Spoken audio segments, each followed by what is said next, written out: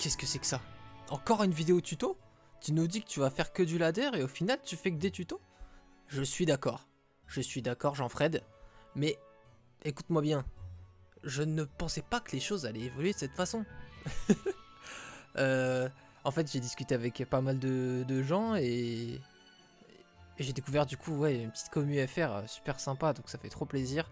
Et en fait, je me suis rendu compte que oui, ça pourrait être utile de présenter les templates sur lesquels je joue avant d'y jouer en fait, simplement, avant de poster des vidéos dessus. Ce sera peut-être plus simple à suivre les vidéos, et puis de toute façon, même pour ceux qui regardent, voilà, ils auront peut-être envie d'apprendre comment jouer un petit peu ce template, etc.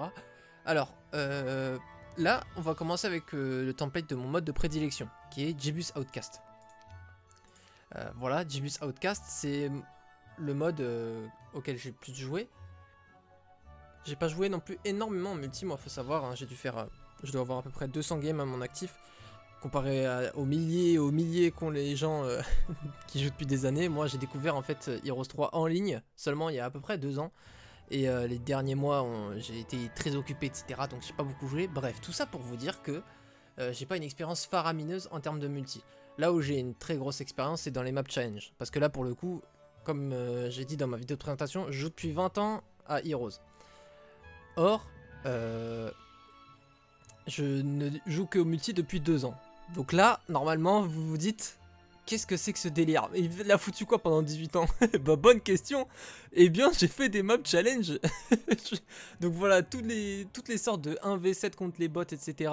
J'ai joué énormément à WoG, Wake of God, à Hera, à SOD, à OTA. J'ai fait toutes les maps challenge possibles et inimaginables, donc s'il y en a qui sont intéressés par les maps challenge, parce que là je vois que ceux avec qui je parle ont plus tendance à être intéressés par le PVP, mais moi je trouve ça extrêmement intéressant les maps challenge, ça fait progresser d'une façon que les maps PVP ne font pas progresser.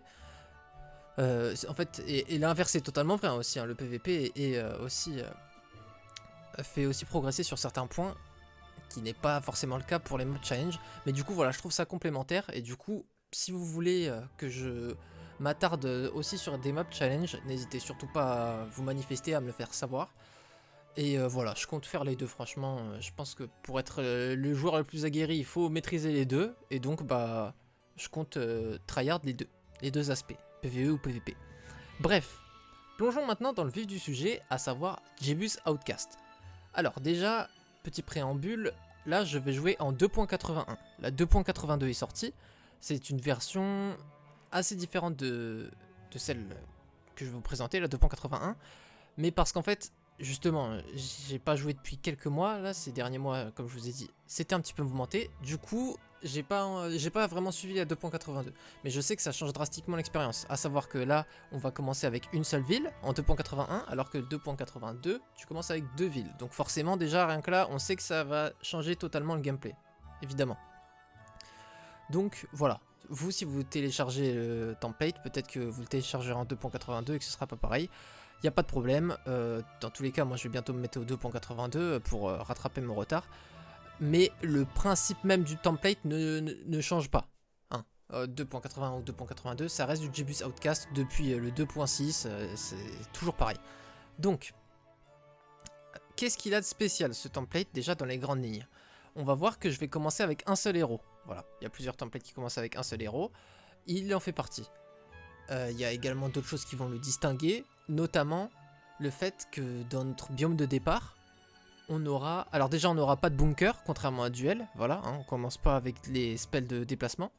Et, mis à part ça, on collectera, comme dans Duel cette fois, notre armée via... bon alors, on peut la recruter dans les villes évidemment, aussi à travers les demeures qui se trouvent sur la map, mais principalement, ce qu'il va falloir exploiter au mieux, et qui va nous rendre le plus fort le plus vite possible, ce sera les Pandora Box. Les Pandora Box de notre zone de départ contiendront uniquement de l'armée, 100% exclusivement de l'armée. Donc, c'est en maîtrisant justement ce système de Pandora Box, en essayant d'en avoir un maximum le plus vite possible, qu'on va pouvoir dominer l'adversaire, en fait, prendre l'avantage. Et finir la game assez rapidement. Sinon, au point de vue du template pur et dur, c'est comme un Jeebus Cross, que vous connaissez peut-être. Donc à savoir, il y a 4 coins, un joueur commence dans un coin et l'autre dans un coin opposé. Il y a 2 coins neutres, mais en général à bas niveau ils sont pas très importants ces coins neutres. Donc voilà, vous commencez à une diagonale opposée à votre adversaire. Et au milieu, il y a le désert qui est rempli de trésors incroyables. Et vous allez essayer donc d'atteindre le désert le plus rapidement possible. Notamment, du coup, sur JO, avec les box que je venais d'évoquer. Donc là, je vais pas trop me prendre la tête. Déjà, je vais jouer en 160% parce que, encore une fois, c'est vraiment le mode qui est le plus utilisé et qui se prête le mieux aux exercices, notamment JO, parce qu'on fait des trades normalement dans les matchs en ligne, hein, comme je vous ai montré dans la présentation du matchmaking. Et donc, forcément, trade en 200% c'est impossible, il faut jouer en hold random. Donc vous pouvez aussi jouer en hold random en 200% si ça vous amuse, il n'y a aucun problème, c'est viable comme mode de jeu, c'est équilibré, enfin plus ou moins, mais voilà. Et sinon vous tradez en 160%. Après il y en a qui jouent en 130, bon, moi je vois pas trop l'intérêt. Bref, tout ça pour vous dire que moi je vais jouer en 160% et je vais essayer de prendre une faction qui n'est ni trop forte ni trop faible. Parce qu'en général, une faction trop forte, vous allez commencer justement, trop forte, je sélectionne directement Stronghold parce que c'est très fort sur JO. Vous allez commencer avec en général 5000 gold de retard, entre guillemets, parce que vous allez payer 5000 pour pouvoir prendre Stronghold. S'il y a Stronghold et qu'en face il y a Rempart, bon bah vous inquiétez pas que va falloir payer cher pour avoir le Stronghold et l'autre il va avoir beaucoup d'argent en contrepartie pour son Rempart. Bref, du coup, oui, enfin non, en vrai non, je vais prendre Stronghold, comme ça ce sera bien, ça illustrera bien pourquoi c'est fort, même si je commence avec 10k gold, bref, vous comprendrez qu'on doit s'adapter, si on est à 5k gold, il n'y a aucun problème. Mon adversaire, je vais le mettre en... On s'en fout, de toute façon, c'est un computer, donc il va rien comprendre à comment jouer. Alors, je vais prendre des gold de départ, surtout que normalement, Stronghold, comme je vous dis, hein, on a payé cher, donc on commence à environ 5000 gold à peu près, 5-6 000, entre 4 et 6000 gold, quoi, pour faire large. Donc je prends des gold pour compenser. Et voilà, alors je vais augmenter un petit peu le timer, ça c'est mon timer sur lequel je joue de base. Alors, vous voyez qu'il est assez court, parce que vu que vous n'avez qu'un seul héros à contrôler, il n'y a pas tout ce système de chaîne, quoi, comme sur JC et autres. Du coup, vous n'avez pas besoin de tant de temps que ça. Mais peut-être que pour parler, je vais mettre plutôt, voilà, 2 minutes, 1 minute 30, 1 minute. Ce sera beaucoup mieux, plus adapté à la vidéo. Ok, tournament rule. On crée la map. Alors, hop, qu'est-ce qu'on voit? Il n'y a pas de souterrain déjà, première chose qu'on peut noter, donc pas de bunker comme je l'avais évoqué. Ensuite, le template, il y aura toujours la même disposition au niveau des villes, comme dans quasiment tous les templates, à savoir, ici j'ai ma ville de départ, ici j'aurai une autre ville, donc une seconde ville que je vais avoir au tour 2 en général, au-dessus, vers ici, une troisième ville, et la quatrième ville, enfin troisième et quatrième n'ont pas d'ordre évidemment, hein. Vous pouvez aller d'un côté comme de l'autre. Ici aussi, j'aurai une ville. J'aurais dû me mettre plus de temps. Bref, du coup, le but, là, mon but, ça va être de prendre, en fait, simplement le plus de puissance possible pour pouvoir capturer, par exemple, les Cliff Nest, voilà, donc les demeures de roc, et les Pandora Box qu'on avait évoqués à l'instant. Alors, du coup, un truc qui va être très intéressant à savoir pour chaque faction sur JO, ça va être quel power stack vous allez utiliser. Donc en gros, un power stack, c'est un stack extrêmement puissant d'unités sur lequel vous allez axer votre gameplay. Par exemple, Rempart, souvent, leur power stack, ça va être soit les elfes, qui sont des tireurs qui font des dégâts monstrueux, donc tu peux vraiment juste protéger tes elfes et farmer toutes les unités mêlées de la map, ou alors aussi les Pégases, qui sont extrêmement rapides, et du coup là tu peux farmer au contraire les tireurs, parce que tu les atteins en un tour, tu les massacres. Voilà, ça va être principalement les deux grands axes les deux grandes stratégies du Rempart. Donc voilà, chaque ville a ses potentiels power creep. Attendez, je vais juste relancer la map pendant que je vous explique tout ça avec plus de temps. Du coup, il y a par exemple le château qui va avoir les cavaliers. Donc un tier 6, donc très différent du tier 3 et 4 du rempart que je viens d'évoquer. Bah en fait, vous savez quoi, je vais vous faire un petit peu tout, un petit peu toutes les villes, ça pourra peut-être vous aider. Du coup, il y a le cavalier qui peut être super puissant comme power stack, ou les archers, donc les arbalétriers. Forcément, si vous avez des boîtes d'arbalétriers qui vous les donnent par paquet de 60, vous enchaînez 2 boîtes, vous avez 150 grand arbat en... Grand arbat, ça veut pas dire grand bâtard, hein, ça veut dire grand arbalétrier. Donc, on va plutôt dire maître arbalétrier. Voilà, marksman si vous jouez en anglais. Eh bien, 150 grands maître arbalétrier week 2, ça clean toute la map. Donc voilà, et aussi les swordsman peuvent être extrêmement puissants. Surtout que sur JO... Ah, petit truc que j'ai oublié de mentionner, certains héros sont bannis. Vous voyez, il y a des héros extrêmement puissants qui ne sont pas là en fait. Pourquoi? Eh bien parce que ils sont simplement trop forts. Donc bon, le truc le plus classique en château c'est Sir Mulik qui donne plus de vitesse de déplacement à ses unités. Oui bon bah oui, là il n'est pas là. Voilà, donc il y a peut-être quelques héros que vous vouliez jouer et qui ne seront pas disponibles. Bon bah voilà, ça c'est... faut s'adapter entre guillemets quoi. Il y a aussi, tant que je parle de trucs bannis, il y a des sorts qui sont bannis. Donc, il y a par exemple hâte et slow. Donc, vous ne pouvez pas booster votre vitesse de déplacement de vos créatures avec hâte de masse, ni réduire celle des adversaires avec slow. Et il y a aussi blind qui est banni. Donc, ces sorts tier 1 et tier 2 font que c'est beaucoup plus dur de clean la map. Que plutôt si on les avait, bon bah, tu prends des tireurs, tu kites et... Voilà, tu clean la map en 2 secondes, la map aurait beaucoup moins d'intérêt. Là, ça équilibre bien héros force et héros magie. Les héros magie ne sont pas trop avantagés. Il y a des plans de jeu avec les deux, donc ça peut être très intéressant. J'en reviens au power stack. Donc ici on peut avoir archer, swordsman et cavalier qui peuvent être très puissants. Ici ça va être en général wood elf et pégase. Ou alors vous pouvez aussi récolter beaucoup de dwellings, donc de demeures de dragons verts, qui peuvent être extrêmement puissants. Sur la map en fait, chaque template, le template varie en fonction de votre faction. Donc en fait, vous n'aurez pas le même nombre de demeures tier 7 quand vous jouez château ou quand vous jouez rempart.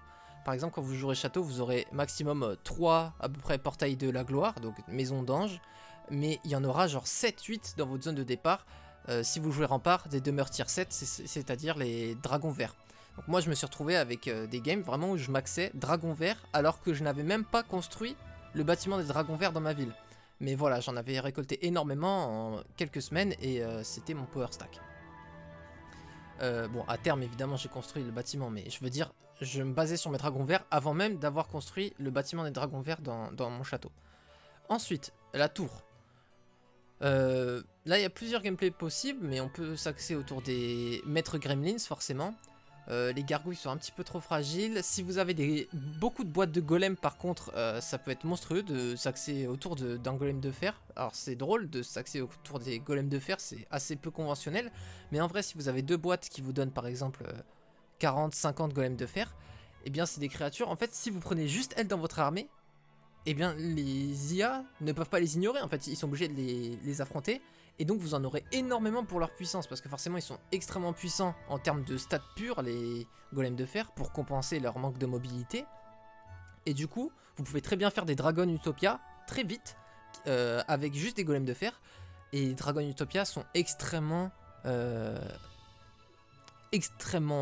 valuable, rewarding, j'ai que des mots en anglais, je suis désolé. Bref, elles vous rapportent énormément de ressources, que ce soit des gold entre 25 000 et 40 000 gold, donc c'est énorme, entre 2 et 4 reliques, donc vous pouvez vraiment avoir les artefacts de l'Alliance Angélique, hein, donc par exemple le casque qui fait plus 6 à toutes les caractéristiques, le bouclier plus 4, l'épée plus 5, les bottes qui font que vous vous déplacez plus vite, la cape plus de vitesse sur toutes vos unités, bref, donc c'est extrêmement puissant de faire des Dragon Utopia, et avec par exemple des Iron Golem, si vous avez un bon héros, vous pouvez les faire très vite, et en plus vous vous en foutez de perdre les Iron Golem, parce que vous n'allez pas compter sur ce stack en late game, donc vous pouvez juste le sacrifier, entre guillemets, une bonne partie de vos golems pour les faire, donc ça peut être aussi une stratégie intéressante. Évidemment les mages sont très puissants, mais le bâtiment des mages est très coûteux, et enfin surtout vous allez vous baser autour de vos génies. Les génies, pourquoi? Eh bien parce que déjà vous allez trouver des lampes. Alors je vais juste... Ça c'est un item de Ota, donc peut-être que tout le monde n'est pas familier avec cet item, donc je vais vous montrer juste en temps réel. Hop. Est-ce qu'on a une petite lampe de génie par ici? Je vais juste me faire une petite armée pour pouvoir passer. Hop. Est-ce qu'on pourrait trouver... Alors, quand on veut pas et qu'on veut trouver quelque chose, on peut faire un petit code de triche. What is the matrix? Ça doit être ça, voilà. Donc ça, c'est le code pour voir toute la map. Alors déjà, c'est bien. On voit le milieu, comme je vous ai dit, le désert avec énormément de loot. Voilà, très puissant, vous voyez, bouclier +4/+4. Et en plus une cape si vous battez ces BMO. Là, on voit que c'est notre biome de départ. L'adversaire a son biome de départ et les deux zones neutres que j'évoquais tout à l'heure. Voilà. Mis à part ça, je voulais vous montrer où sont les petites lampes. Alors là, c'est assez fou. Voilà. Ah bah là, il y en a deux d'un coup. Donc les Ancient Lamps sont des consommables qui... Alors, est-ce que ça marche NWC Trinity? Ouais, parfait. Alors... Oh merde, on voit l'adversaire. Je vais juste aller les affronter pour les consommer. Les petites lampes. Oh, je suis extrêmement lent en plus, je suis désolé, c'est un petit peu scuffed là. En gros, vous allez pouvoir les visiter et ça se consomme, donc ça ne se visite qu'une seule fois. Mais vous allez pouvoir échanger vos golds en fait, simplement pour recruter des génies. Et c'est extrêmement puissant, c'est pour ça que je m'attarde là-dessus. C'est que vous voyez, hop, hop, voilà. Alors ils ont disparu, mais 13 génies. C'est excessivement puissant. En fait, ça vous donne... Vraiment, c'est comme des Pandora Box, mais moins bien gardés. Parce que souvent, l'IA ne donne pas de valeur. Vous voyez? Regardez. Là, j'affronte quoi? Entre 50 et 99 hobgoblins, donc rien du tout.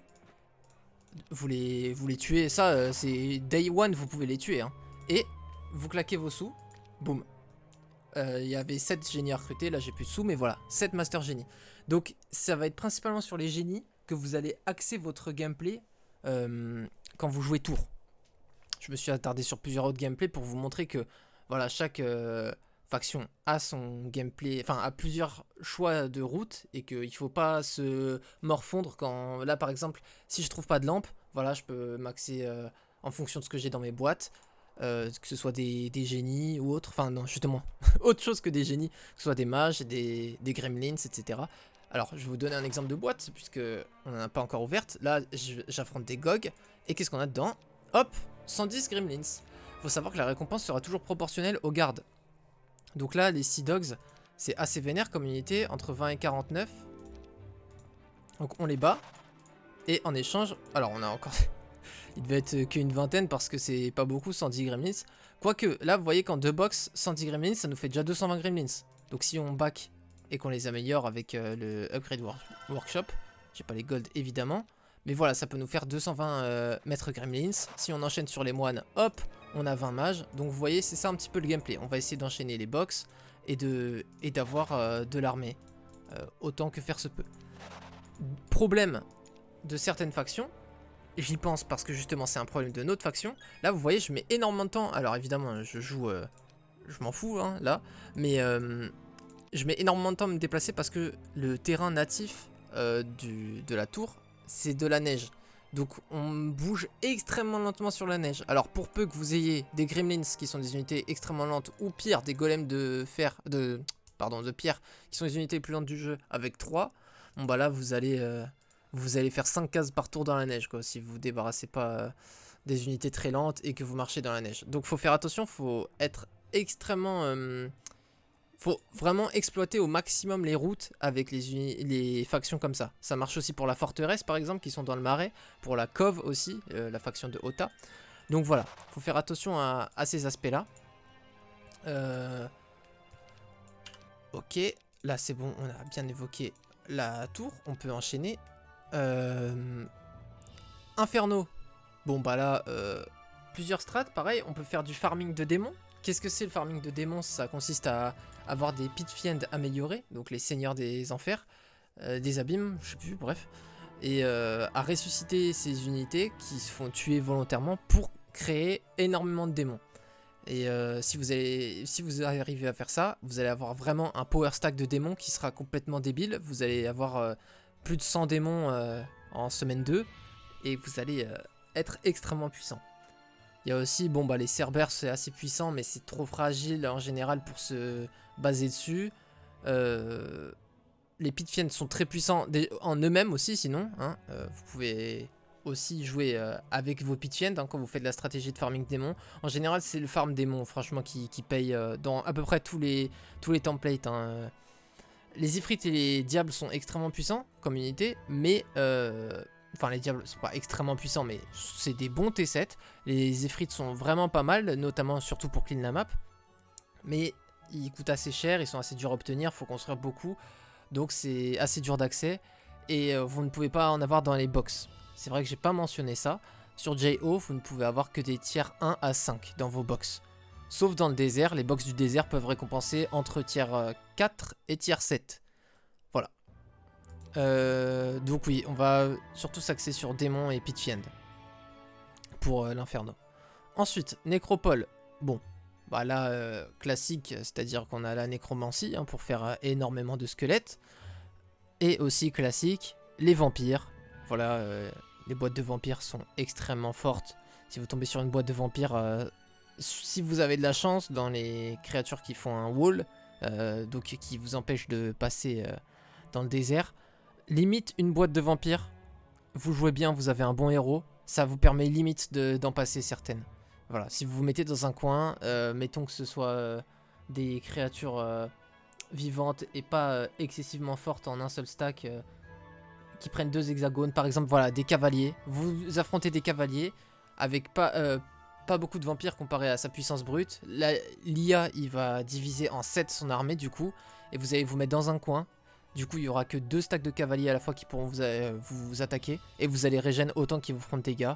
Et voilà, vous allez passer le break limite semaine 1 si vous avez une boîte de vampires améliorée. Voilà, donc ça peut être excessivement fort, c'est pas pour rien que... Bah en 2.82, je crois avoir vu que les boîtes de vampires et de gorgones, on y reviendra, se sont faites nerf. Parce que c'est excessivement puissant, un petit peu trop, au goût de tout le monde. C'est pour ça que des fois Necropolis est ban, etc. Bref. Chevalier noir, très puissant, mais on n'y a pas accès, donc pas besoin de le mentionner. Et les liches, voilà, une boîte de liches, ça fait plaisir, mais bon, une boîte d'à peu près tout fait plaisir. Donc... voilà, surtout les vampires et les squelettes sur lesquels on va se baser. Donjon, vous pouvez commencer avec... Ah bah non, justement, voilà. Ça fait partie des, des persos qu'on ne peut pas... avec lesquels on ne peut pas commencer. Quand on joue donjon, quasiment tout le monde... Alors, si vous prenez un perso force, tout le monde, et si vous ne prenez pas force, bon bah, c'est pas votre cas. Mais dès que vous voulez prendre un héros might donjon, vous prenez Shaxi, donc le héros spécialisé troglodyte. Et vous voyez qu'il n'est pas là. Voilà, donc vous prenez autre chose. Das est pas mal du tout, parce que vous pouvez avoir des boîtes de Minotaur, donc Aspect Minotaur peut être très forte. Et vous commencez avec Tactique et Offense, qui sont 2 skills extrêmement puissants pour clean les adversaires. Donc, tout ça pour dire, vous allez surtout vous baser sur vos dragons rouges, en fait. Un petit peu à la façon du rempart et ses dragons verts, mais là, ça va être plus, encore plus fort, parce que vous avez justement le portail d'invocation. Donc vous tuez le plus vite possible, idéalement week 1, le plus tôt possible, vous nettoyez une maison de dragon rouge, vous tuez 3 dragons, et ben vous pouvez recruter un, et en plus un autre dans votre portail d'invocation. Donc vous pouvez très vite vous retrouver à 2 dragons rouges, qui vous permet d'être très puissant et de faire un effet boule de neige après. Avec notamment justement en trouvant des boîtes de Minotaur qui... Voilà, les Minotaurs sont extrêmement puissants. Et alors, ça a beau ne pas être les meilleurs shooters, tier 3 et tier 4, les beholders et les méduses, vu que vous avez et tier 3 et tier 4 en shooter, vous avez des grandes chances d'avoir des boîtes très fortes en fait, en donjon. Alors vous n'aurez pas nécessairement un seul stack qui sera très puissant, mais vous aurez une armée globalement qui sera très puissante. Parce que les harpies améliorées sont vraiment pas mal, les beholders, voilà, les yeux démoniaques, pardon, sont très puissants, les méduses sont très puissantes, enfin très puissants, faut pas abuser, mais sont vraiment utiles. Et les Minotaurs sont très puissants là pour le coup. Et vous aurez en plus en complément certainement des dragons rouges. Donc voilà, très bon le donjon. Stronghold, bon, en fait vous allez souvent pick Shiva en fait. Moi je prends tout le temps Shiva pour le Stronghold. Il n'y a pas de Tyraxor sur cette map, hein, c'est bien ça. Ouais, vous n'aurez pas de Tyraxor, donc pas le choix. Tyraxor qui est SP Wolf Rider, qui peut être extrêmement fort, mais bah, du coup c'est pour ça qu'ils l'ont retiré, c'est quasiment tout le temps pick sur JC. Du coup voilà, moi ce que j'aime bien faire c'est donc, comme ce que j'avais commencé à faire en début de vidéo, mais du coup en fait changement de plan. Je prends Shiva, vous faites les rocks Day One. Et voilà, il y a énormément de maisons de rock sur la map. Et vous enchaînez quoi. Toutes les box seront pas mal. En fait, ça dépend, mais si vous upgradez, vous tombez sur une boîte de loup, vous les transformez en pillards. Vous utilisez un one stack pour prendre la retaliation. Et derrière votre stack de pillards qui tape 2 fois, il va one shot n'importe quel stack. Franchement, c'est un truc de fou parce que vous avez énormément d'attaques en tant que barbare. Barbare, c'est genre... je sais pas, 60% de chance d'avoir de l'attaque à chaque level up, c'est énorme. Vous avez en plus offense, ça one shot tout. Donc c'est vraiment un délire. Énorme force de frappe, que ce soit avec les pillards, les rocks, même les ogres. Si vous, en fait, un petit peu à la manière, vous savez, des stone golem. Moi, il m'est arrivé justement de faire cette strat avec les dragons Utopia. J'ai juste pris mes ogres parce que j'avais eu quelques boîtes d'ogres. Les dragons, ils se font tabasser le crâne en fait, juste. L'ogre, il prend son club, il lui dit ta gueule et boum, fin du dragon et Dragon Utopia faite, gratuit. Les Behemoths sont extrêmement forts évidemment en late game, puisqu'ils percent l'armure, donc forcément si tu perces la défense, tu massacres tout en late game. Et les Cyclopes sont peut-être le meilleur T6 du jeu. Alors, à voir, il y a quand même les Chevaliers Noirs qui sont excessivement puissants aussi, mais bon... les Cyclopes non améliorés sont extrêmement puissants. Pour un T6 non amélioré, c'est un truc de fou. Il tape genre du 18 à distance. C'est incroyable. Donc voilà, overall très strong. Beaucoup de plans de jeu, un Stronghold. Les orques sont pas spécialement forts, mais si vous avez une boîte d'orques, ça vous fait comme une boîte de tireurs. Donc ça vous fait un gros stack de tireurs. Surtout vous avez énormément d'attaques. Donc même si les orques sont nuls, ils seront forts. Forteresse. Forteresse, un petit peu à la manière des rocks. Pour le Stronghold, cette fois ce sera la Wyvern, donc vous pouvez avoir Wyvern dès le tier 1 et essayer d'avoir le plus de maisons possible de Wyvern pour faire full Wyvern. Les boîtes de Gorgon sont extrêmement fortes, les Dragonfly c'est les meilleurs one stack du jeu, hein. Vous pouvez faire des one stack avec 13 ou 14 de movement speed qui débuff l'adversaire et qui en plus enlève ses buffs. Des buffs dans le sens où ça fait faiblesse, ça réduit son attaque, et s'il avait des buffs, ça les dispel. S'il avait des buffs, voilà, pas des debuffs. Désolé, c'est un petit peu dur à expliquer tout ça. Les hommes lézards qui ont été boostés dans Ota, parce que les hommes lézards de base dans le jeu puent la merde, faut être sincère. Donc, bah là maintenant, ils tapent entre 2 et 5. Donc des hommes lézards avec Bless, donc avec Bénédiction, qui tapent à 5, même à 6 du coup, vu que ça fait plus 1 Bless.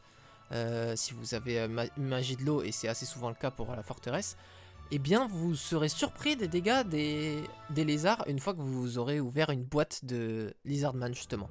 Si vous pouvez très facilement justement, il y a beaucoup de boîtes de lézards quand vous jouez forteresse, vous pouvez très facilement monter à 300-400 hommes lézards, et là c'est une force de frappe incroyable. Donc voilà, les hommes lézards qui peuvent surprendre aussi. Les basiliques ce sera pas vraiment important, tout comme les gnolls. Vous en aurez pas tant que ça et ça fera pas si fort, c'est assez squishy, ça se fait focus, bon, pas incroyable. Et vous pouvez aussi avoir pas mal de maisons d'hydre si vous voulez vous axer sur un plan de jeu hydre. Voilà. Et du coup vous commencerez à la manière de Shiva, vous commencerez avec Brokilde. Ensuite, Conflux. Alors Conflux, assez spécial hein, comme faction. Sur JO c'est assez spécial. Bon alors déjà il y a Luna, hein, donc si vous savez bien jouer avec Luna, c'est... Luna à elle seule peut clean des breaks week 1 sans avoir quasiment aucune armée. Si vous connaissez Luna, voilà, pour ceux qui connaissent pas, un brief très rapide. Vous voyez elle SP Firewall, elle commence avec Firewall. Sa spécialité Firewall, ça fait quoi? Ça fait tout bonnement double les dégâts de Firewall. Donc quasiment useless en PvP. Mais par contre, pour clean, c'est incroyable. Si vous placez bien vos Firewall, vous pouvez détruire des armées extrêmement puissantes avec vous, littéralement rien. Juste genre 7 stacks de une fée, un pixie, la fée améliorée quoi, ouais c'est la fée en français, avec 9 de movement speed, et voilà. Juste ça et vous cleanez tout. Donc c'est déjà c'est spécial en fait, ça rend la faction spéciale parce que vous avez ce potentiel incroyable. Mais en mettant Luna de côté, en prenant par exemple un bon héros mêlé, genre Moner, voilà, vous commencez avec pas mal d'élémentaires d'air, avec logistique et offense, donc ça peut être vraiment très intéressant. Et ben là, qu'est-ce qu'il y a comme plan de jeu? Bon alors les fées sont beaucoup trop fragiles hein, pour s'axer autour d'elles, même si elles n'ont pas de riposte, c'est juste comme des supports ou des one stack, on va pas s'en servir comme vrai power stack. Par contre les élémentaires d'air et d'eau sont très puissants, surtout les élémentaires d'air, c'est un secret pour personne, c'est largement le meilleur T2 du jeu, c'est pour ça qu'on en a que 6 par semaine. C'est parce qu'ils sont beaucoup trop pétés, hein. 25 PV, ils tapent entre 2 et 8, donc tu leur mets bless, ils tapent du 8, c'est des T2. Je vais te mentionner comment les Lizardman tapaient super fort alors qu'ils tapaient du 5 maximum, eux ils tapent du 8 maximum, donc voilà, tout est dit. Donc évidemment que les power stacks d'air élémental et de water elemental iront bon train, voilà. Élémentaire de feu pas amélioré, vraiment pas ouf, mais par contre élémentaire d'énergie très bien. Se déplace très vite, vole, frappe très fort, assez tanky, voilà. Franchement pas mal du tout, un petit peu à l'image d'un swordsman. Élémentaire de terre, poubelle, voilà, pire T5 du jeu, nul. Mais ils sont même pas tanky en plus, c'est ça. C'est contrairement aux dendroïdes du rempart, que j'ai pas mentionné, mais voilà, qui peuvent être un petit peu comme les stone golems. Des créatures très lentes mais qui tankent et comme les ogres, etc. Eux ils ne tankent même pas les élémentaires de terre, donc ne vous attardez pas dessus, à moins que vous ayez vraiment 4 boîtes d'élémentaires de terre, vous vous retrouvez avec 80 LM, vous savez pas pourquoi, ok vous les mettez en élémentaire de lave, mais sinon, enfin de magma, mais sinon voilà vous attardez pas là-dessus. Élémentaire de magie c'est bien mais c'est du T6 donc c'est assez dur d'avoir ça sur JO. Et par contre les oiseaux de feu qui sont extrêmement forts, donc voilà vous pouvez vous lancer dans la collecte entre guillemets d'oiseaux de feu à travers les demeures, ça peut être juteux comme marché, comme business. Et enfin on arrive sur la dernière, la faction Cove. La faction Cove, bon bah en général on va go Healer hein. En fait ça dépend, vous voulez go force, vous jouez Healer. Space Stormbirds, les Stormbirds sont excessivement puissants. Armure, pas mal du tout. Et Tactics, extrêmement fort pour clean, Tactics. Et Eovasius, à chaque fois je dis Evocacius, mais c'est Eovasius. Il commence avec clone, donc déjà ça c'est très fort. Et en plus, le premier clone que vous lancez chaque combat, ça clone 2 fois l'unité. Donc vous prenez un stack de Thunderbird ou de Pirate, suivant le scénario. Et bah voilà quoi, vous avez 3 stacks de pirates ou 3 stacks de Thunderbird, donc vous annihilez toute concurrence en fait, hein. Vous détruisez l'IA. Du coup voilà, les deux peuvent être extrêmement forts. Et je viens de mentionner justement les 2 stacks qui seront les power stacks potentiels, que ce soit les pirates ou les Stormbird. Les deux sont extrêmement puissants. Les Sea Witch sont vraiment pas mal, mais un petit peu dur à acquérir, un petit peu difficile d'acquisition. Les nymphes trop squishy. Les crewmates un petit peu trop lents, mais c'est des bons soldats quoi. Si vous avez une box de crewmates, vous vous plaignez pas quoi, parce que ça se déplace quand même un petit peu. Ça va, ça se déplace quoi, c'est pas des nains. Ils sont vraiment pas mal tanky. Et ils frappent pas mal, donc franchement, c'est des bonnes unités moyennes plus quoi, bonnes dans tout, donc en box ça peut clairement vous aider à clean votre zone. Et enfin les Nyx qui sont monstrueux, à l'inverse des BMO hein, qui ignorent l'attaque, donc c'est monstrueux en late game. Et les aspides, bon, rien d'exceptionnel. Collecter les 6 serpentes, c'est pas spécialement worse avec la cove. Les coves, en général, vraiment, c'est pirate ou Stormbird. Hein. C'est vraiment les deux principaux axes sur lesquels vous allez vous orienter. Voilà. Concernant les héros, sinon, alors, Béatrice est extrêmement forte pour le château. En fait, Scout, ça, voilà, ça c'est un truc très intéressant et très important. Pour ceux qui n'ont pas l'habitude des maps à 1 héros, les maps à 1 héros, le scouting, enfin la compétence scouting est extrêmement puissante. Parce qu'en fait, vu que vous avez un seul héros avec lequel vous explorez, eh bien, c'est l'information en fait est extrêmement importante. En fait, l'information de où et quoi. C'est là où vous savez que vous allez aller dans la bonne direction, que ça vous permet de voir des Pandora Box de plus loin et du coup de modifier votre route pour qu'elle soit meilleure, de voir des artefacts. Avoir l'information de ce qui est autour de vous est extrêmement important. Vous aurez un meilleur pathfinding, vous irez plus vite, vous serez plus efficace, vous serez plus vite, plus fort. Donc voilà. Elle a spécialité scouting, donc c'est un truc de fou. Tous les 6 niveaux, vous avez plus 1 au radius de scouting. Donc vous l'avez niveau 12, vous avez expert scouting, vous voyez à 5 cases de plus que quelqu'un normal. 5 cases, c'est quasiment le double, c'est un truc de fou. Ça prend tout l'écran, c'est vraiment un truc de fou. Donc voilà, elle est quasiment tout le temps prise chez ceux qui savent... Enfin, qui savent bien jouer quoi, entre guillemets quoi. Parce que c'est vrai qu'à bas niveau, on va plus voir du Tyrese pour se baser sur les cavaliers ou du Catherine / Sorcha. Fun fact, c'est exactement les mêmes héros, il n'y a pas une seule différence entre les deux. Donc voilà, n'hésitez pas entre les deux, vous en prenez une, vous en foutez, vous choisissez juste au portrait en fait. Mais voilà, à haut niveau, ça prend pas mal Béatrice.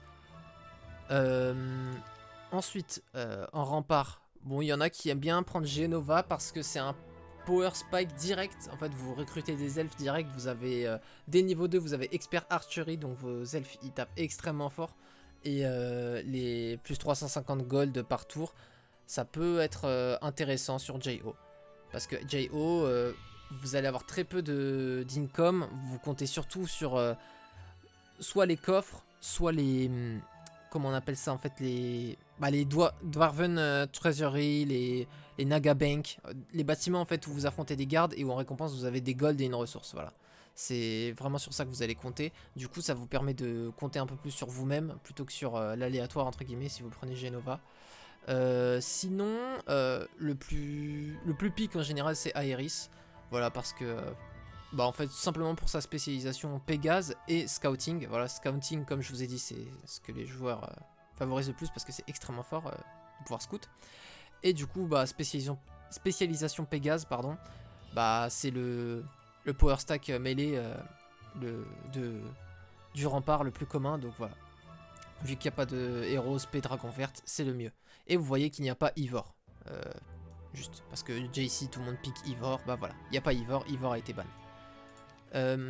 Ensuite, dans la tour, soit Solmir, classique, hein, chaîne d'éclairs, on connaît. Soit Pigdram, voilà, pour son scouting et ses gargouilles. Il commence, en fait, il est spécialisé gargouille et vous voyez, il commence avec énormément de gargouilles. Donc vous pouvez, en plus de base, vous aurez déjà le bâtiment de gargouille construit, tour 1, et vous pouvez en plus les améliorer directement tour 1 en gargouille d'obsidienne. Donc vous pouvez avoir un stack de 40 gargouilles d'obsidienne tour 1. Donc il y a aussi cette strat qui est à prendre en compte, qui peut être intéressante.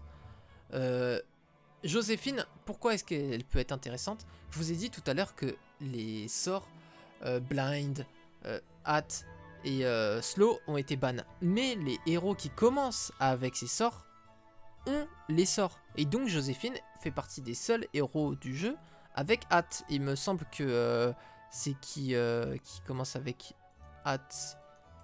Tac, tac, tac, tac. Ah bah non, il a été ban. Ah bah oui, non, c'est celui qui fait de l'income, il est pas là, il a été ban. Bah ça doit être la seule de JO à commencer avec Haste. Donc voilà, Joséphine, si vous avez magie de l'air avec, vous pouvez faire des mass Haste. Ce qui rend la stratégie Golem beaucoup plus forte et comme par hasard elle est SP Golem. Donc voilà, une autre stratégie à connaître qui peut être intéressante.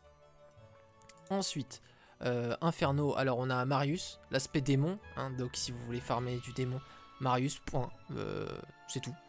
Et enfin, si vous êtes moins à l'aise avec l'aspect démon, Nimus, très puissant, Advanced Offense direct, il blague pas, vous essayez de choper du Pit Fiends autant que vous pouvez, et vos Pit Fiends one-shotteront tout ce qui toucheront, c'est incroyable. Si vous voulez rigoler, vous avez Xeron, c'est pas trop déconnant parce que... il y a tactique, donc tactique ça fait vraiment plaisir, hein, c'est très fort. Leadership c'est pas trop mal. Et si vous arrivez à choper du démon, bon, bah, vos démons auront plus un speed, 4 attaques et 2 défenses. Mais bon en général si vous piquez Xeron c'est juste parce que Xeron est un perso que vous pouvez pas piquer de base. Donc vous êtes en mode oh trop stylé je vais le prendre. Plus que pour sa puissance réelle. Voilà. Sinon Fiona commence avec Advanced Scouting, spécialisé Hellhound. Il y en a quelques-uns qui la jouent mais... en général, à haut niveau, ça va vraiment se diriger vers ceux qui sont les meilleurs. C'est Marius et pas mal plus Nimus ou Marius. Voilà, suivant votre niveau. Ensuite, Nécropole. On a plusieurs choix. Bon, Striker, franchement... Ah si, voilà, lui, il a Ace. Haste, voilà. Parce que j'étais en mode... Il y en a qui le jouent, mais bon. Bon, bah, lui, il a hâte. Voilà, donc ceux qui sont spé dans les unités très lentes pour compenser. Alors, peut-être que le spé nain aussi... Attends, il est où? Ufretin? Ouais, non. Parce que c'est pas... Lui, c'est un héros force. Mais voilà. Striker commence avec hâte, donc à noter comme stratégie, ça peut être intéressant. Voilà, tout ça, on s'en fout, hein, franchement, ceux-là. Tamika, il a Offense, Nécromancie. Il commence avec un livre des sorts, ça économise 500 pièces d'or, c'est toujours ça. Magic Arrow, mais aussi spé surtout Black Knight. Donc si vous arrivez à avoir des Black Knight assez tôt, ça peut faire effet boule de neige très vénère. Isra, bah, spé Nécromancie, hein, comme on la connaît, donc voilà, si vous voulez jouer Nécromancie, vous pouvez. Il y a toujours le fameux spé Meteor Shower, voilà, hein, il commence avec Meteor Shower, donc ça peut être vraiment vénère. Vous arrivez à avoir vite Earth Magic, parce que Earth Magic c'est très simple d'avoir pour les morts vivants, et ça peut faire du sale derrière. Globalement, bon bah le reste c'est pauvre. Ah, il a slow lui, Sandro. Ok, bah Sandro a slow, voilà. Le seul héros certainement du jeu qui a slow. Je savais pas, j'ai jamais vu quelqu'un le prendre. Ok, bah intéressant, bah ça voilà. Même en faisant ce tuto, même pour moi c'est un tuto. Après il est pas impossible que ça change d'une version à une autre, hein, tout ça. Le relay pour Dungeon, ça peut être intéressant pour la même raison que Pic Dram. Voilà, c'est juste que là au lieu d'avoir pardon. Tour 1, plein de gargouilles d'obsidienne, vous aurez plein de harpies sinistres. Mais scouting, donc vraiment très intéressant. Moi j'aime bien jouer Lorelai, c'est pas forcément la plus forte, mais j'aime bien le gameplay en fait. Et donc voilà, des fois on préfère kiffer plutôt que gagner à tout prix. Dace, très fort. Tactics, Offense, Spé Minotaur, très vénère. Voilà, Dimmer évidemment, hein, le Spé Meteor Shower. Le fameux, donc bah, il est pas ban, donc vous pouvez le prendre. Bon, Mutard Drake, c'est un troll, hein. Il donne même pas plus 1 speed au dragon, donc voilà. Plus 5 attaque, 5 défense. C'est vraiment beaucoup après 5 attaque, 5 défense. Donc si vous voulez vraiment à tout prix vous baser sur la strat des dragons rouges avec Summoning Portal, etc. Pourquoi pas en vrai, 5 attaques, 5 défense en early c'est énorme. Mais enfin même en late. Et puis bon, c'est Tactics et Estates. Estate, faut savoir que c'est ban. Il y a aussi, ouais, voilà, ça je l'ai pas mentionné. Il y a quelques secondary skills qui sont ban, notamment Estate. Et donc Estate, vous ne pouvez l'avoir que si vous commencez avec Estate. C'est pour ça qu'il y en a qui disent que Lord Heart peut ne pas être inutile, mais bon. Autant commencer avec un héros qui fait 350 par tour, je sais pas. Moi, je ne joue pas trop avec ces héros, je ne vous le cache pas. Donc voilà, pourquoi pas, Mutard Drake, à voir. C'est pas top tier, mais c'est pas non plus trash tier.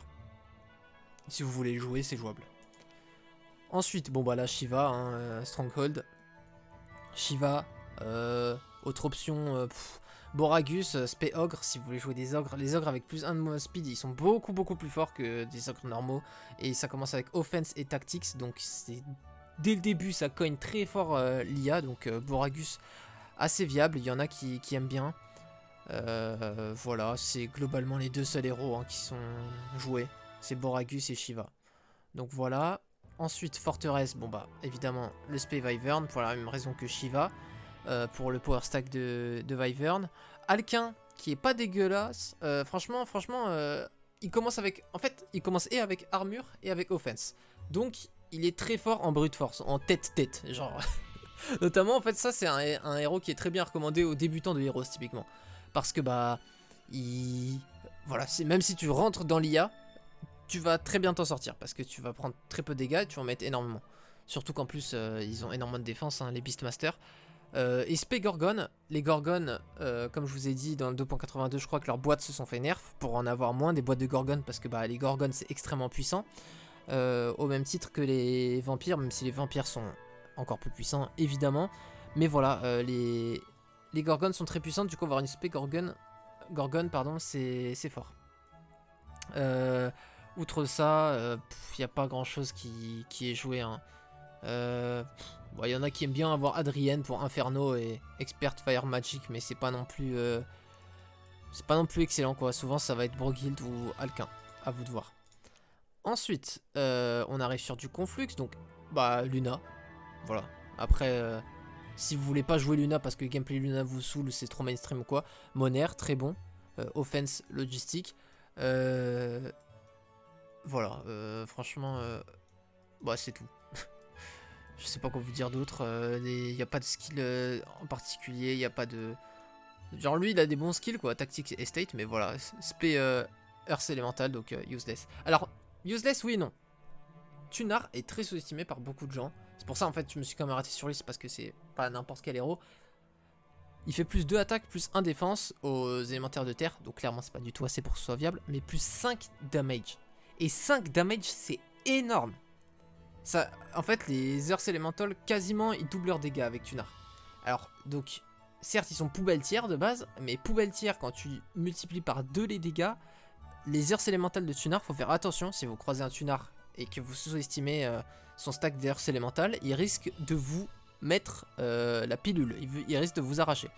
Parce que ces Earth Elemental vont faire extrêmement mal. Je crois que leurs dégâts de base sont de 6 à 8 ou 10 à 12, donc plus 5, c'est un truc de fou.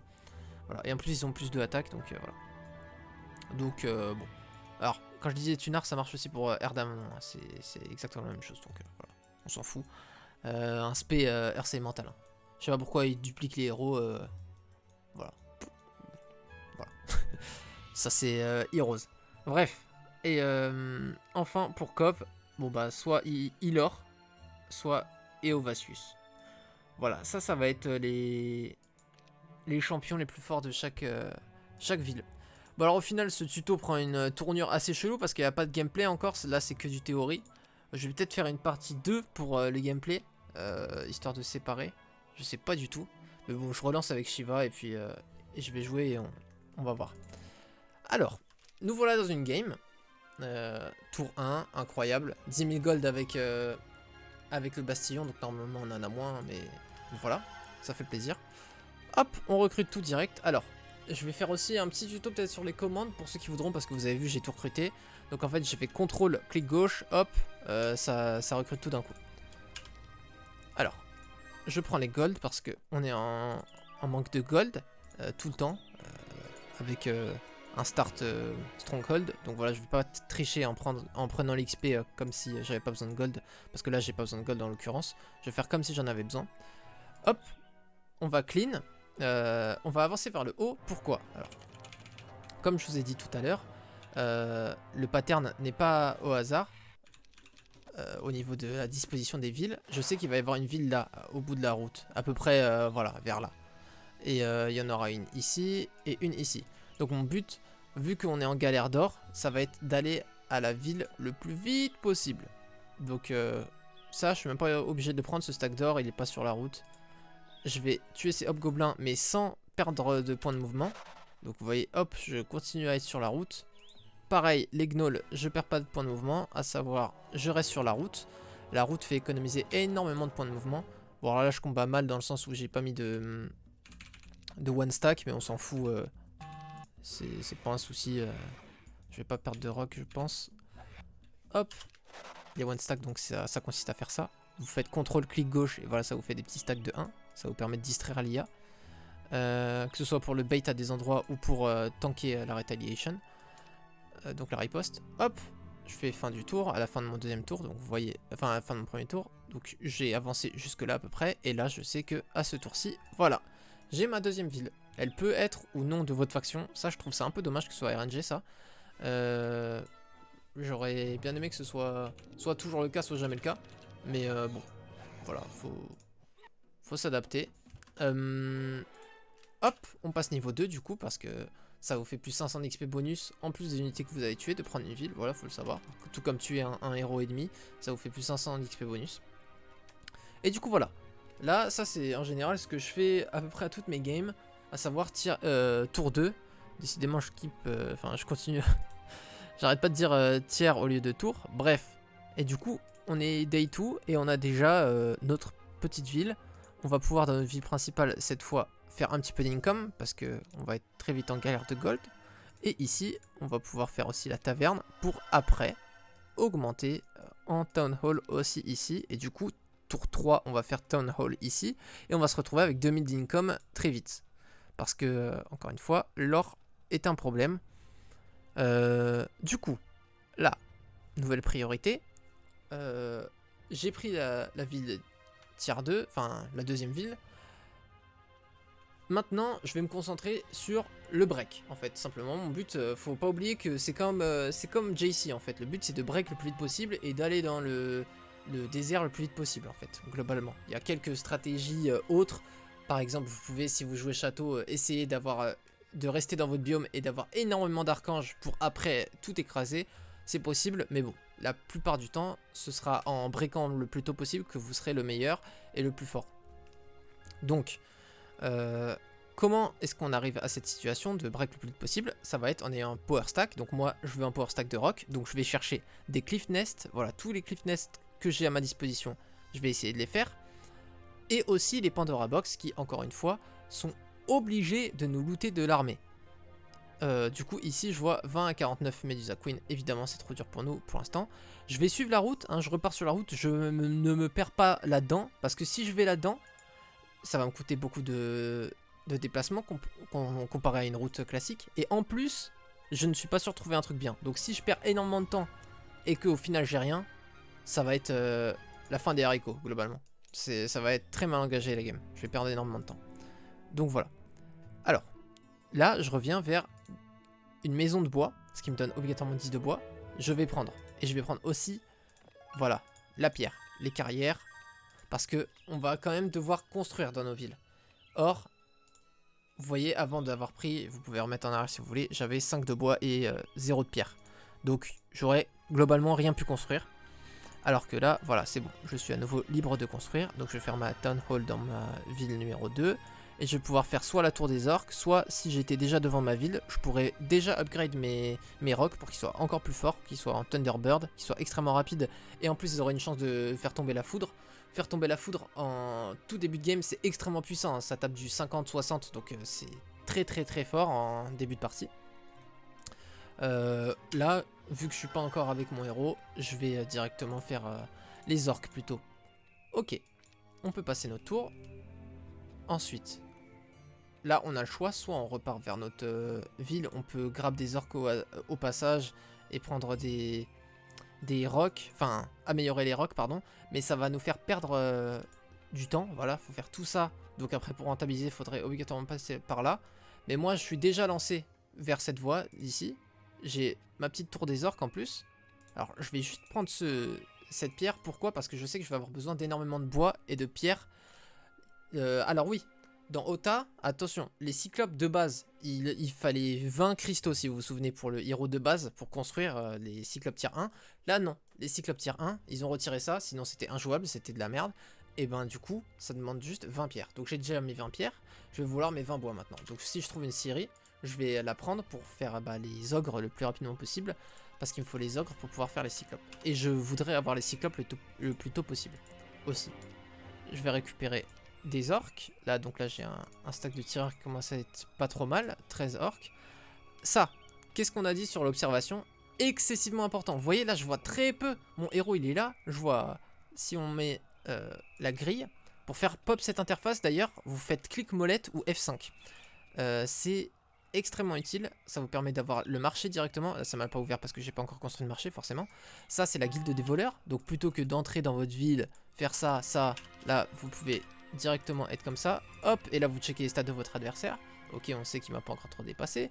Ça, j'ai pas trop compris. Ça, c'est pour voir la portée de l'apport dimensionnel, quoi, en gros. Mais bon, c'est pas non plus extrêmement utile.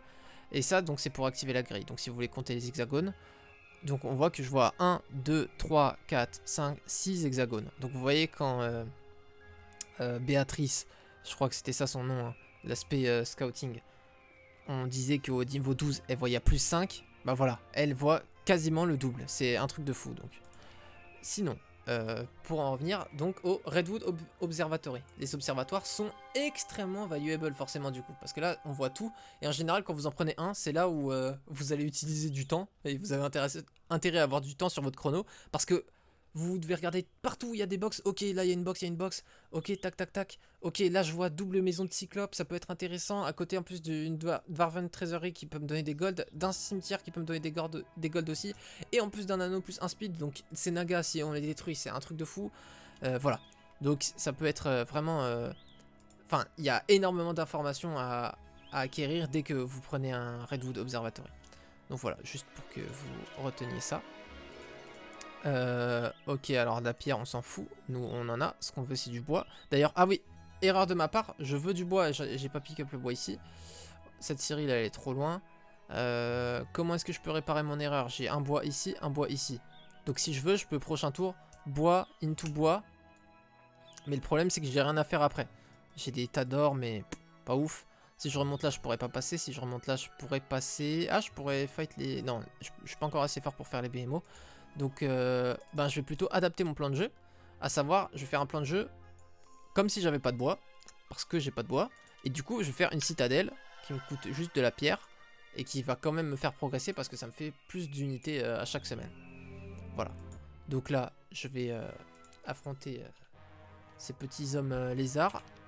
Qui sont plus nombreux que ce que j'avais anticipé. Donc, alors on tire tout le temps sur ceux qui n'ont pas encore tiré. Hein. Là, en gros, il fallait pas que je tire sur le stack qui avait déjà tiré avec mes orques. Je vais laisser mes gobelins de loin pour qu'ils prennent juste demi-dégâts parce que c'est eux qui sont focus par l'IA apparemment.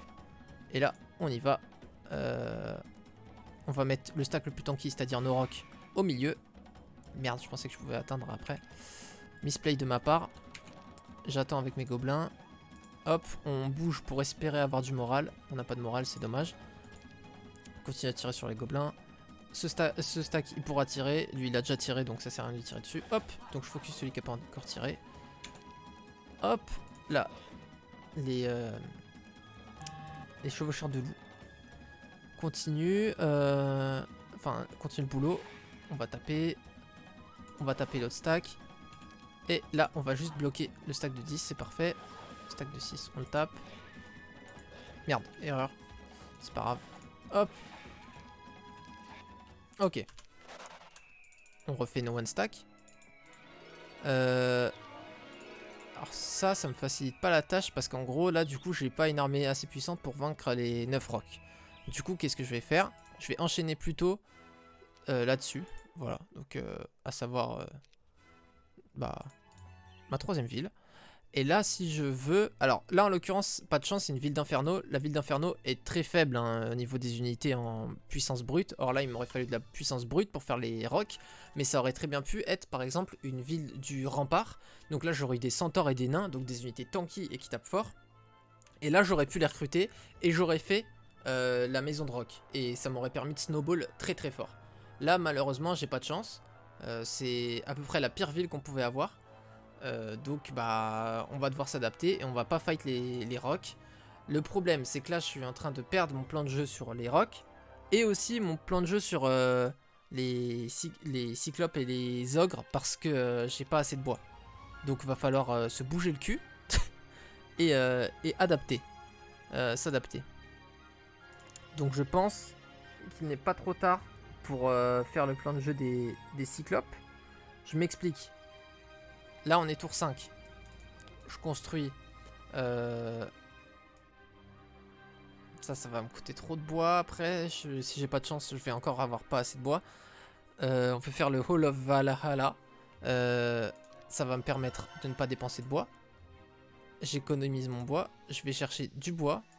Là, tour 6. Un bois ici, un bois là. Donc, j'ai de quoi faire mon fort des ogres. Je vais me rediriger vers ma ville. Je fais ma caverne des cyclopes. Et nouvelle semaine. On améliore les rocs. Et on prend nos cyclopes. Et nos rocs. Voilà, donc là on a nos deux power stacks, à savoir cyclope et roc. On tège les orques pour qu'ils nous ralentissent pas trop. On va prendre juste, même histoire pour les gobelins, hein, 5 de speed. Nous, notre plus lent, c'est 6 de speed. Donc voilà, on va se mettre à 6 de speed. Et on va enchaîner, là maintenant, on va se mettre à clean la map pour snowball le plus fort possible, le plus vite possible. Donc, par exemple, ces océanides, on les affronte évidemment, ça fait de l'XP gratuit. Jamais dire non. Hop. On skip. Voilà. On prend... eux, ils vont pouvoir toucher. Voilà, on tank la riposte. On attaque, on réattaque. Et voilà. Tranquille. Ça le fait tout seul. Je vais faire aussi... Ouais, j'aurais dû faire la Churchyard en passant. Churchyard. Je suis désolé, je suis pas très concentré. J'essaye d'expliquer en même temps un petit peu tout ce qui me passe par la tête. Donc voilà. Idéalement, ce que j'aurais fait, je descends. Là, je prends la Churchyard pour me faire des gold. Parce que vous voyez, je manque de gold. Puis, j'aurais descendu vers les rocks. Et là, j'aurais pu les acheter. J'ai loupé, c'est pas grave, on va pas en faire tout un plat, hein, c'est une game contre un bot juste pour vous montrer le principe. Et puis en plus c'est bien parce que là du coup vu que c'est une game où j'ai pas beaucoup de chance dans la génération du terrain et en plus je fais des mauvais choix, et bien vous voyez comment j'essaye de rebondir et de quand même enchaîner sur un clean de map, etc. Tactique c'est extrêmement fort pour clean la map. Hop, donc attends. Parce que c'est body block. Ok, on tire. On va tanker la riposte. Ouais, j'ai tanké avec celui du haut, mais de toute façon il pourra pas tuer mes cyclopes. Hop là. Et voilà, 3 rocks, ça fait plaisir. Ensuite, ça des pirates, ils sont 50, 99. S'ils sont 90, on est mort quoi. Donc peut-être pas la meilleure idée de les faire. On a que des stacks, que des mobs. Voilà, eux ça aurait été simple, les 20 à 49 ici. Mais 50 à 99, 690 c'est chaud. Donc c'est un petit peu risqué. Donc je vais plutôt enchaîner sur prendre la ville. Qui elle sera forcément une valeur sûre. Logistique, voilà, extrêmement puissant quand vous avez un seul héros qui se déplace plus vite. 50 à 99 Stormbird. Alors ça va être que des boîtes de... Ah, c'est bien, ça c'est une boîte de rock je pense, hein, mais c'est chaud quoi, à faire. C'est chaud donc bah... On est contraint de passer.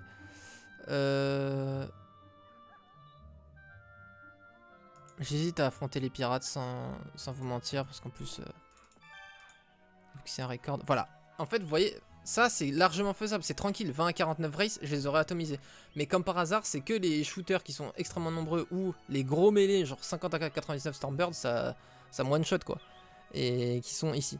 Donc bah, va falloir s'adapter. Soit j'essaie de passer en force ici, je me dis que ça passe et je prends la box pour réparer mon armée et j'enchaîne. Ou alors je fais le tour. Je pense que je vais faire le tour et je vais remonter comme ça. Même si ça me coûte beaucoup de mouvements, mais comme ça aussi je vais prendre des infos. Je vais voir ce qu'il y a autour. Les Naga Bank, c'est un bâtiment important. Pourquoi? Parce que ça demande, ça donne pardon, énormément de gold. Et bah du coup forcément les gold c'est intéressant. Il me faudrait des cristaux aussi pour mes BMO. Et je vais essayer de développer un petit peu plus l'économie en construisant 2 tavernes pour faire des town hall.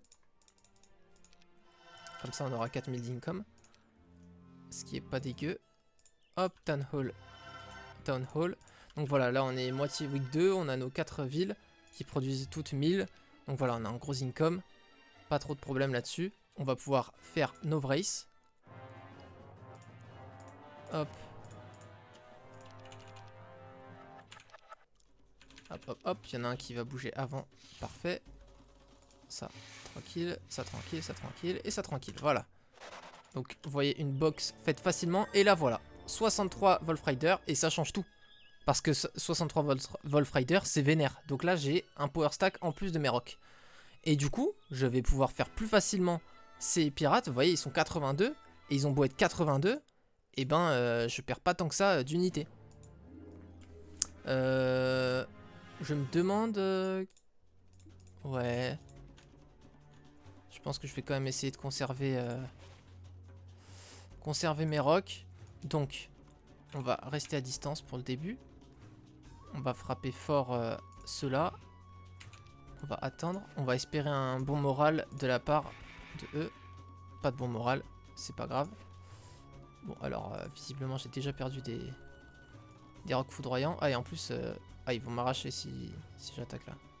Je vais essayer de pas en perdre plus. Donc, peut-être c'était pas le bon plan de jeu. Je sais pas. Alors, en tout cas, on va tout body block. Hop. On va tirer ici. On va les finir. Bon, je n'ai pas fait beaucoup mieux que l'IA, mais bon, c'est pas grave. Et on va prendre, voilà, 30 ogres. Et vous voyez là, bon, 30 ogres plus mes power stacks de Wolf Rider, même si j'en ai perdu. Ça m'a fait 30 ogres au final. Je vais pouvoir du coup là, grâce à tactique, vraiment mettre en avant de ouf mes ogres pour qu'ils atomisent les Stormbirds en tankant. Je vais les faire tanker. Alors cet os m'embête énormément parce que du coup je vais pas pouvoir ramener ce loup pour bodyblock, mais bon c'est pas grave. Alors hop. Et du coup bah on va forcer l'IA à nous focus nos ogres. Lui il pourra pas me toucher en un coup dans tous les cas, en un tour pardon. On va les attirer vers le bas. D'accord, pas de chance sur ce moral, mais c'est pas grave. Et voilà. Et du coup là ils vont focus nos ogres. Oh merde.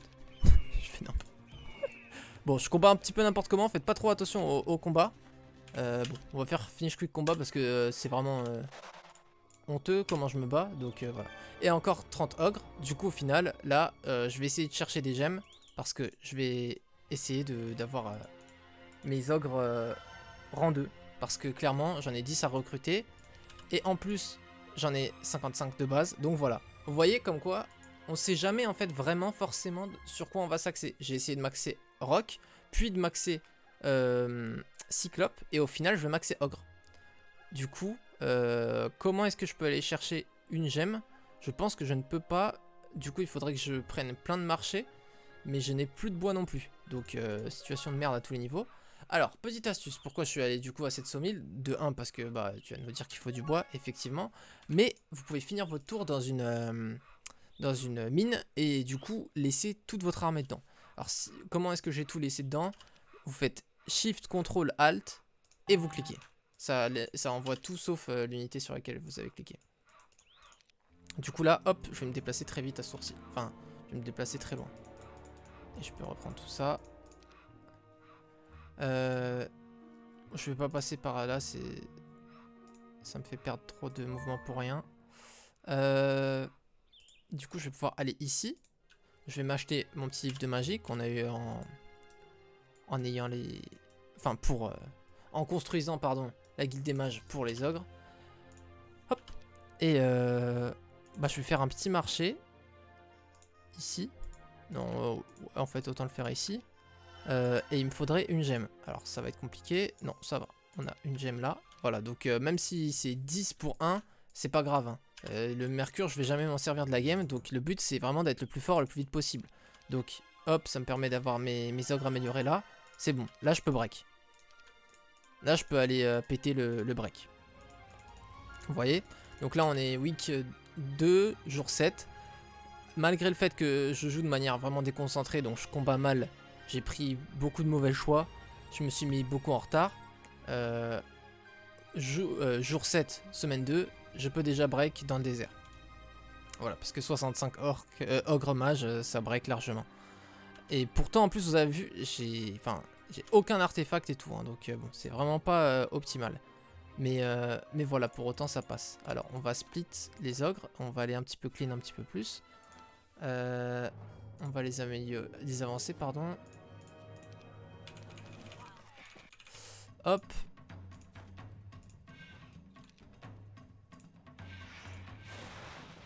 Hop. Voilà. Et là, on récupère 60 gobelins, donc pas de chance, pas incroyable. On va faire un petit one stack. Ok. Ah oui, non, je pensais que mêler ça. Bon. Je fais pas vraiment attention là. Vous avez compris. Mon but, c'est juste d'aller vite au break pour vous montrer comment ça se passe. On va faire un petit peu de gold avec la trésorerie. Voilà. Hop. Nouvelle semaine. On va aller au break. Parfait. Je peux tout acheter. Ah, j'aurais dû upgrade mes orques. Mes rocks, pardon. Mais bon, c'est pas grave.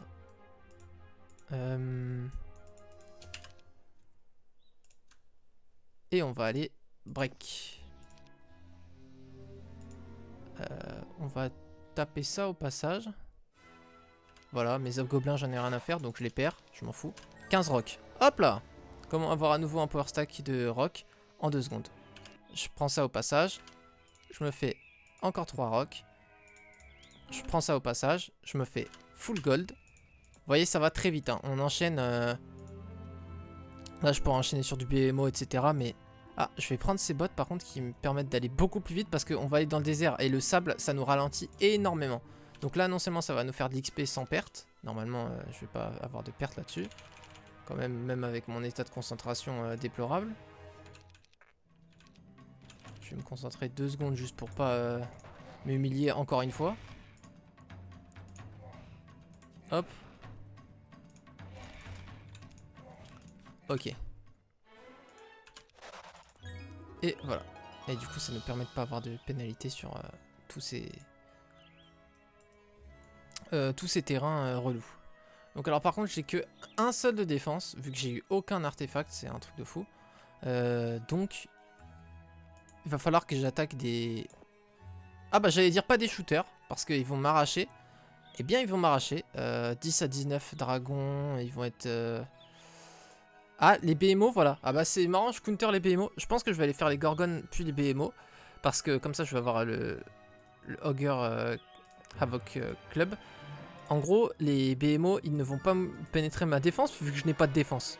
Donc c'est con, mais c'est marrant, mais c'est vrai.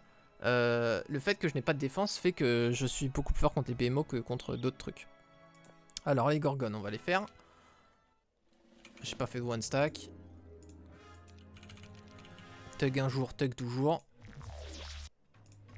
Voilà, hop.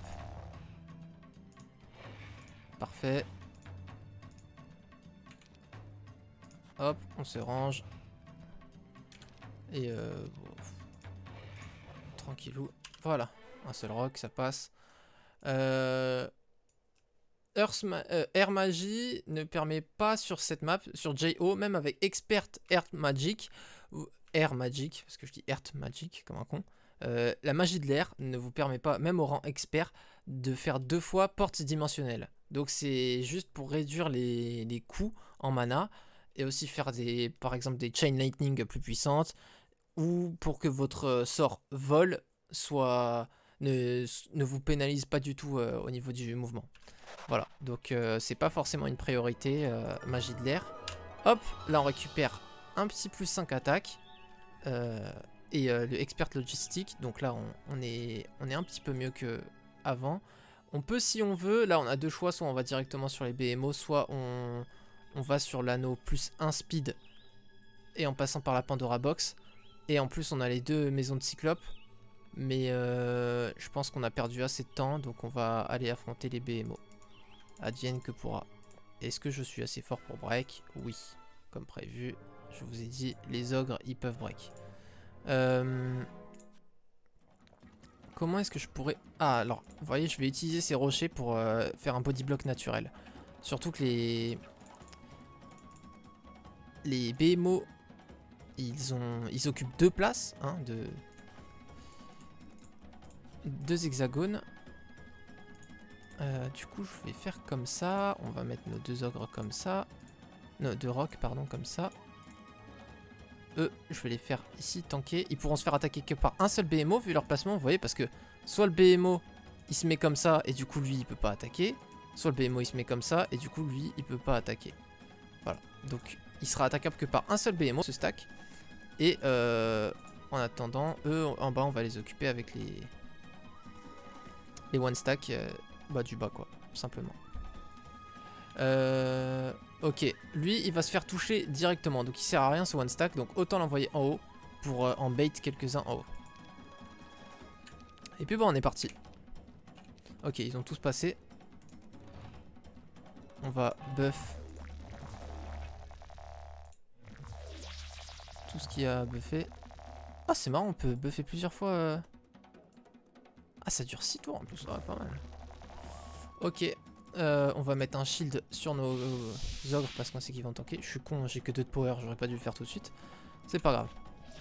D'accord, ça c'est pas très pratique. On va faire une attaque et on revient. Ah oui, merde, ils sont passés. Bon, quick combat. Voilà. Il nous reste nos ogres et nos rocs. Et du coup, là, on va pouvoir partir en roue libre dans le désert. Je vais peut-être me faire arrache. Ouais, bon, voilà. Après, derrière, on prend les boîtes et on récupère de l'armée. Bon, alors. Cette fin est un petit peu à la zub. Mais ça fait 2 heures que je tourne. Pour un tuto, j'ai l'impression que c'est un petit peu long. Donc, c'était surtout de toute manière pour vous montrer le principe. Vous avez bien compris. Bon, il fallait break plus proprement que moi. J'ai mal joué. Voilà, une armée un petit peu plus puissante ou quoi, peu importe. Bref, de toute façon, en fait, là, j'ai payé simplement mes erreurs d'inattention du départ. Mais voilà, si j'avais fait mon bois plus tôt, etc., j'aurais récupéré plus d'attaque, de défense. Et de toute façon, break sur des BMO, c'est très dur, même sans armure. Hein. Ils tabassent le crâne, ils sont forts et ils se déplacent très vite. Donc voilà, pas de soucis là-dessus. Et puis de toute façon, j'aurais pas affronté les Wyverns après. Hein. Là, j'ai affronté juste pour voir ce qu'il y avait dans la box par curiosité en fait. Du coup voilà, j'espère que ce tuto JO vous a plu. Je vais l'arrêter là.